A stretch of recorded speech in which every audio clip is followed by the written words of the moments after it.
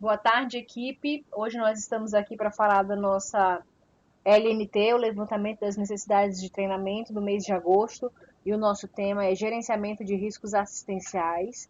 Né? A equipe da Mater Dei, os acadêmicos me ajudaram na apresentação do tema. E eu quero dizer para vocês o seguinte, que além do treinamento, que precisa ser realizado obrigatoriamente todo mês, a gente também tem a eficácia, né, do treinamento, que é tipo verificar se vocês realmente aprenderam o tema ou não.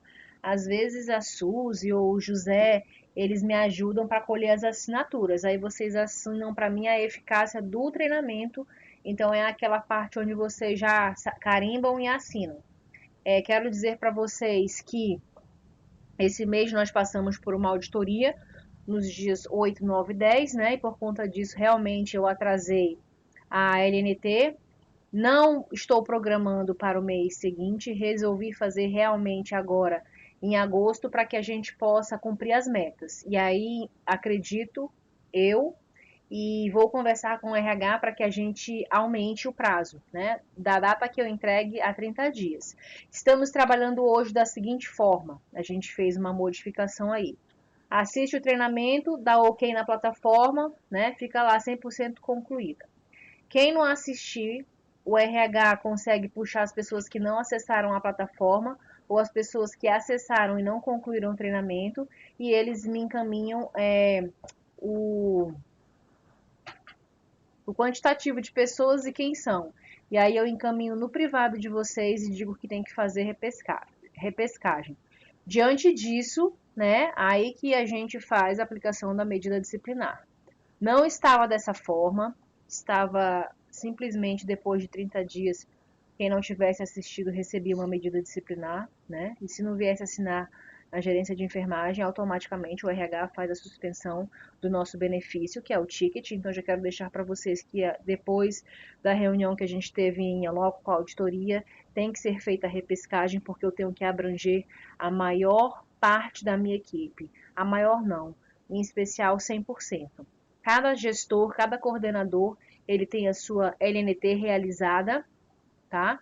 A gente faz um cronograma para o primeiro e segundo semestre, e aí a gente seleciona os temas. E aí a unidade de internação, pronto-socorro que fica comigo, geralmente eu faço na forma de plataforma para que a gente possa otimizar o nosso tempo.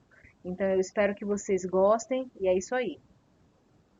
Bem, como dito pela enfermeira, somos acadêmicos de 10º período de enfermagem do Instituto de Ensino Superior Mater Dei e iremos apresentar sobre gerenciamento de risco. Nossa equipe é formada por ela em Assunção, Eric Garcia, Erivelton Werner, Jennifer Mota, Joselma Bessa, Jéssica Bacelar e Isabel Tavares. Para entendermos sobre gerenciamento de risco, devemos primeiro ter um entendimento sobre o mapa de processo. Esse mapeamento, como ele é gerado, a padronização, o controle sobre o trabalho, a visualização ampla dos ciclos de funcionamento da equipe e a organização. O mapeamento de processo objetifica determinar a forma em que os insumos são recebidos de um fornecedor, são tratados e transformados em produtos que serão entregues aos clientes. O mapeamento também demonstra o fluxo operacional e a inter-relação entre as diferentes áreas que participam do processo. Ele fornece uma visão abrangente dos principais campos. Apresentam também os principais elementos do processo, resultados, eventos adversos e odores, possibilitando a construção de sistemas de medições e indicadores de desempenho. Através dele é possível calcular os custos totais do processo, o tempo de execução, os responsáveis, o pessoal alocado, o tempo da dedicação de cada recurso e o estabelecimento de melhorias e otimização. Esse mapeamento foi gerado na, no pronto-socorro adulto, pronto-socorro infantil e pronto-socorro obstétrico, e assim determinado o gerenciamento de risco. A relação entre o mapa de processo e a entrega de qualidade, ela exige muito dentre os cuidados centrados no paciente, o valor em saúde, a organização e esquematização desses processos e o engajamento alinhado.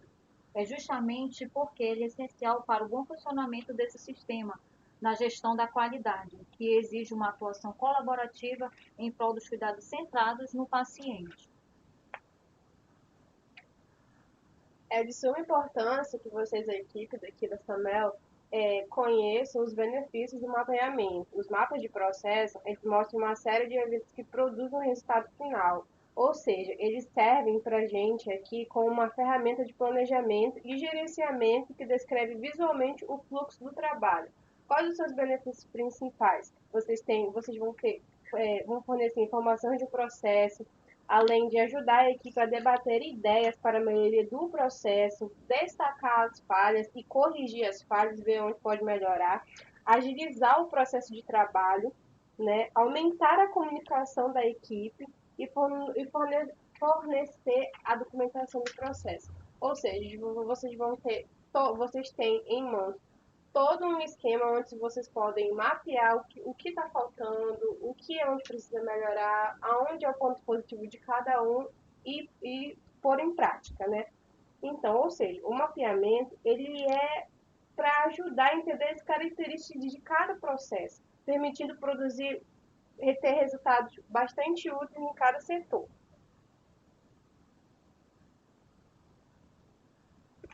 Boa tarde, gente. Vou falar um pouco sobre a matriz de risco desenvolvida pela SAMEL. Bem, ela é composta de faixas de níveis de risco, né, que tem uma classificação que vai de verde, amarelo e vermelho. E essa matriz de risco ela foi desenvolvida para otimizar o serviço e garantir a melhor qualidade do serviço prestado aos clientes.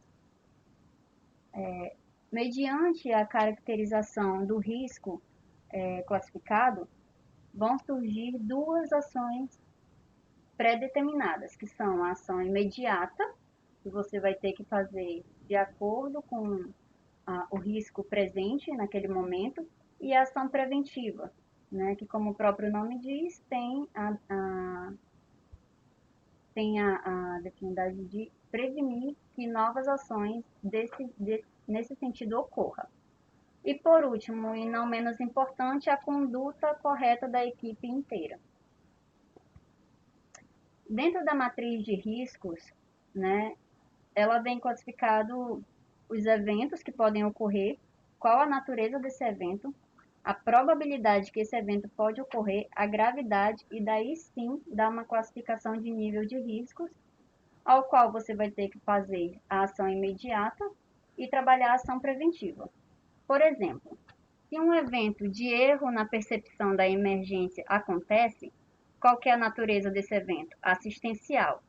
Digamos que a probabilidade seja classificada como 4 e a gravidade como 2, e o nível chega a 8, essa ação vai estar na cor amarela, ou seja, qual seria a ação imediata? Começar o procedimento adequado para o quadro apresentado pelo paciente e informar o corpo clínico. E qual seria a ação preventiva? Treinamento da equipe na detecção das emergências. Ou seja, como aconteceu uma falha, a gente precisa trabalhar em cima disso.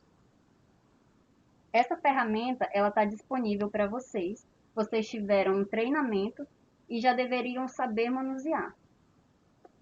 Só para complementar o que a Isabel está falando, que quando ela fala de natureza, de nível, enfermeira, como é que eu sei isso? Quem está inventando isso? Ninguém está inventando nada. Essas características elas já vêm na nossa matriz de risco para que a gente possa avaliar, pontuar, né? Se for, por exemplo, aí como ela falou, assistencial, porque tem a ver com a gente manuseando, realizando, né? Produzindo algum dano à saúde, ou seja ele infeccioso ou não. Se for um operacional, como ele fala aí, uma possibilidade de ocorrer o desvio de uma atividade podendo impactar no objetivo definido. Então, a natureza, todas são essas aí. Então, a gente vai ler, vai verificar e assim a gente vai colocar os itens, tá? Não é coisa inventada na nossa cabeça, não. A mesma coisa a pontuação, como ela falou mais cedo. Então, vejam que a pontuação ela já existe.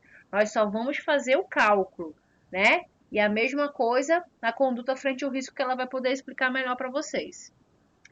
Assim que foi diagnosticado o risco, ele tem uma classificação que vai, o verde, ele vai de 1 a 3. O que acontece quando a gente tem essa classificação? O monitoramento deve ser mantido, porém os eventos estão em níveis de riscos aceitáveis ainda.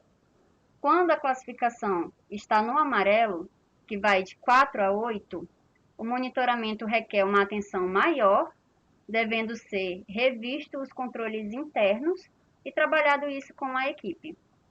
Quando a classificação de risco está no vermelho, que varia de 9 a 16, aí há falhas nos controles estabelecidos e há necessidade de análise de causa e consequências possíveis.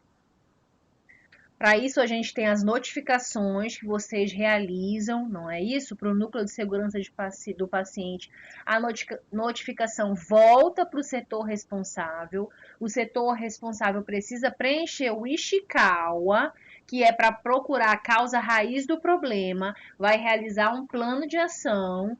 Realizando o plano de ação, devolver esse plano de ação para o núcleo de segurança e aí ela fecha a sua notificação. Falando agora dos riscos assistenciais, nós separamos 3 tipos de risco, que é o risco de perda da sonda nasentérica, risco de infecção hospitalar e o risco de erro medicamentoso. Para cada risco, tem que ter uma ação imediata e uma ação preventiva. Na ação imediata, para a gente evitar a obstrução da sonda, precisa manter um cuidado, uma atenção com as lavagens periódicas. Essas lavagens têm que ser realizadas após o término de dietas ou administração de medicamentos. O indicado é fazer esse procedimento com 20 ml de água. No caso da retirada não desejada pelo paciente, promover a mudança de foco desse desconforto para o paciente é uma das formas, indicando recreação com uso de livros, música e TV, além de manter o paciente sob vigilância e verificar a possibilidade de um familiar ficar com ele como acompanhante para proporcionar segurança ao mesmo. Como ação preventiva, orientar o profissional, acompanhante ou paciente sobre o manuseio da sonda. No risco de infecção hospitalar, é preciso fazer um incentivo de profissionais e acompanhantes quanto ao uso da lavagem das mãos com frequência. Antes de ter o contato com o paciente, após o contato com o paciente, sempre relembrando aqueles 5 passos de segurança da lavagem das mãos. Fazendo uso de sabonete desgermante e alcoólico antes de cada procedimento. Fazer também precaução de contato, que é importante a utilização de luvas, aventais, máscaras, jalecos bem higienizados ou capotes, seguindo protocolos da instituição, que é desenvolvido para oferecer segurança aos pacientes e também aos profissionais. Por último, fazer um checklist dos materiais esterilizados, que inicia pelo CME e termina com cada profissional que faz o uso de cada material. Como ação preventiva, conhecer o perfil de incidentes para elaboração de um programa de segurança do paciente. O setor que gere os riscos assistenciais pode utilizar dados como críticas e elogios para conhecer quais riscos os pacientes estão sujeitos no momento da internação. No erro medicamentoso, nesse risco, o principal é parar a medicação. Como ação imediata, a gente para a medicação e verifica se o paciente vai apresentar algum tipo de reação. E então, fazemos a orientação para o profissional a sempre perguntar o nome do paciente, confirmar o número do prontuário e a prescrição médica. Como medida preventiva, a gente elabora um curso de reciclagem com profissionais enfermeiros com o intuito de relembrar os 13 certos da medicação.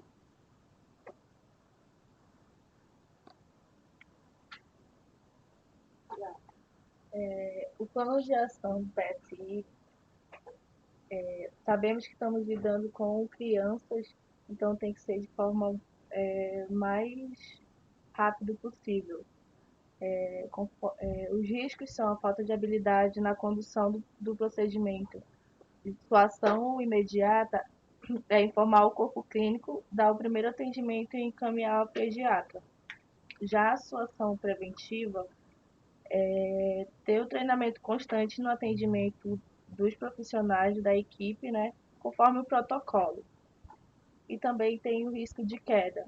O risco de queda é identificar os pacientes com adesivo da queda, da pulseira de identificação e promover os cuidados.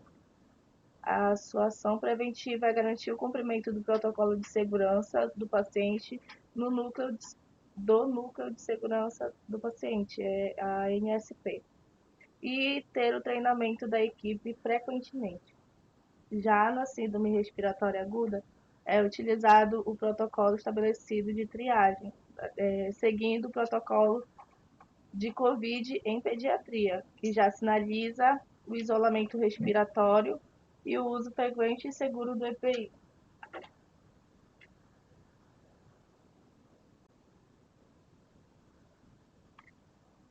Falha na comunicação de risco na triagem, no plano de ação do TSA, a sua ação imediata é rever a classificação de risco, assim que a identificação, e acionar o médico para atendimento conforme a gravidade. E a ação preventiva é a capacitação profissional quanto à classificação de risco. Já a falha no processo de intubação, a sua ação imediata é rever a técnica e realizar até 3 tentativas. Após 3 tentativas, chamar um outro profissional médico. A sua ação preventiva é a manutenção do laringoscópico, capacitação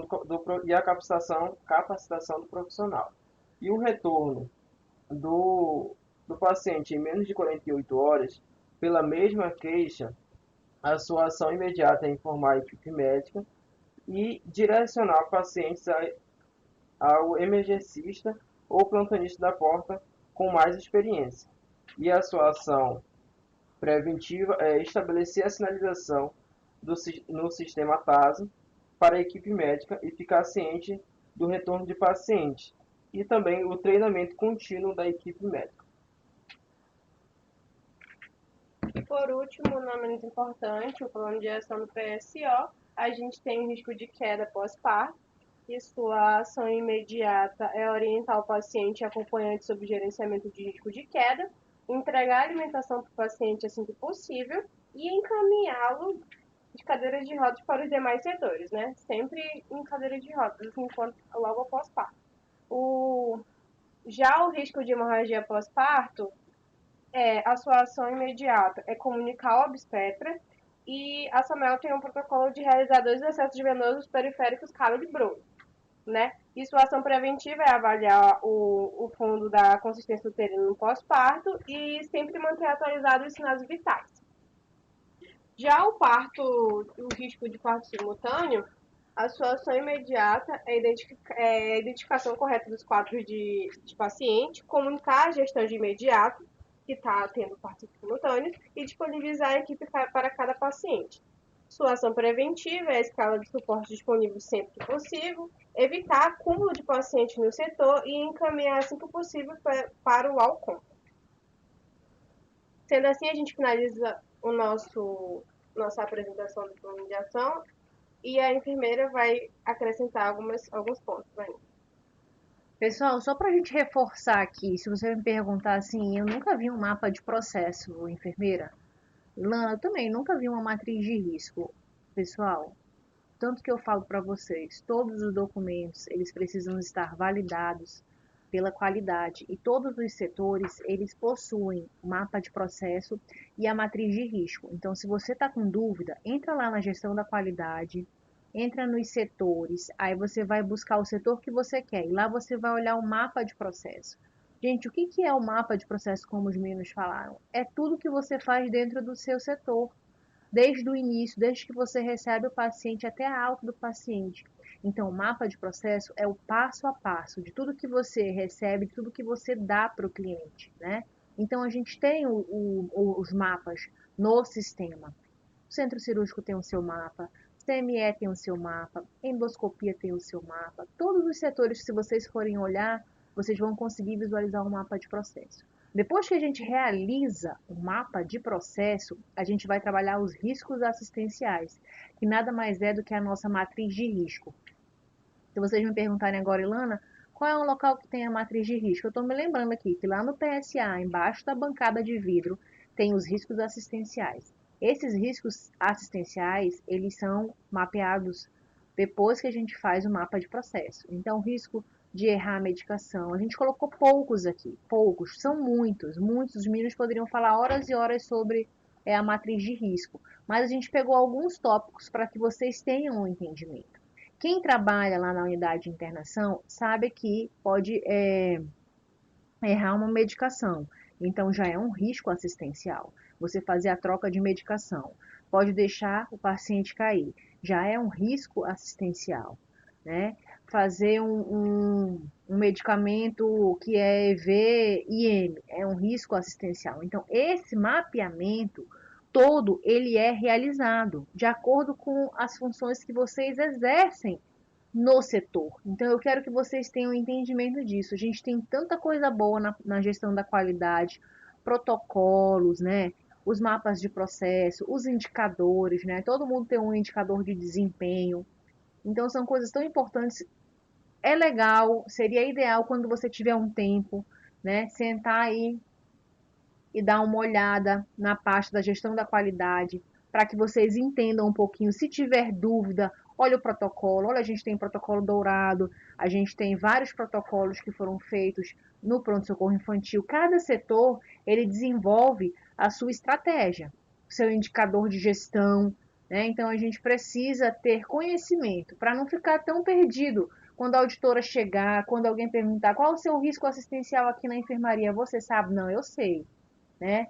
Errei o acesso venoso é um, passei a sonda vesical errada é outro, sonda nasogástrica é outro. Todos os riscos são assistenciais, mas a gente tem só risco assistencial? Não. A Isabel falou de outros riscos também, né? De imagem, o judicial, nem estou me lembrando aqui todos de cabeça agora, mas ela só passou adiante do ocorrido aí, tá bom? Então é isso, eu espero que vocês tenham gostado e agradecer à equipe da Mater Dei finalista aí, tá? Pela oportunidade de me agraciar com a apresentação para que eu pudesse cumprir essa meta aí da LNT, tá bom? Aqui são as referências bibliográficas que os meninos se basearam, fizeram as pesquisas, né? Para quem tiver interesse. E muito obrigada. Tchau, tchau.